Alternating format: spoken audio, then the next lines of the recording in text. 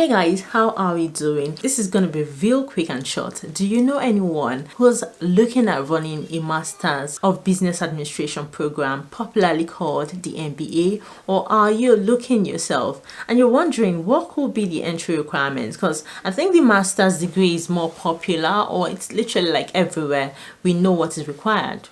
Or maybe not, but today we're going to be talking about the MBA and what documents you need to present if you're looking at running an MBA. Shall we? Okay, so one of the first things you need is a well-crafted CV or resume. So in your resume, you want to sell yourself. Your resume should tell your work experience, primarily your professional engagements and things you've achieved over the years. Next is your academic mark sheet. That is examinations you've taken in the past and the score sheets. If you're able to have them, it is very important you put this together, as you'll be very likely presenting it for your MBA application. Next are your academic transcripts. You know, all of those transcripts, all of those papers from your undergraduate.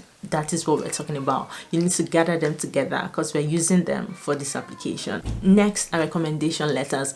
Recommendations from your lecturer, from your previous employer, whoever you have come across during your academic and professional career. Letters from these people will go a long way in telling your character, your professional skills and work ethics. All of these testimonials work in conjunction towards landing you your dream school degree and certificate in the MBA and certification in the MBA. Next is your personal statement, which is statement of purpose. Why do you want to do this MBA? These are the things you want to put down in paper in the most structured manner and present. Very necessary. Next is your work experience and or internship letters. Whichever it is you have is applicable. You should have letters from those you've worked with in the past, whether it's during your NYSC, like for Nigerians, as well as every other organization you've worked with on a professional level, whether paid or unpaid, I mean voluntary jobs. Next is your test score report. So if you're required to present proof of English language, give for example IELTS, you need to have a report of your score.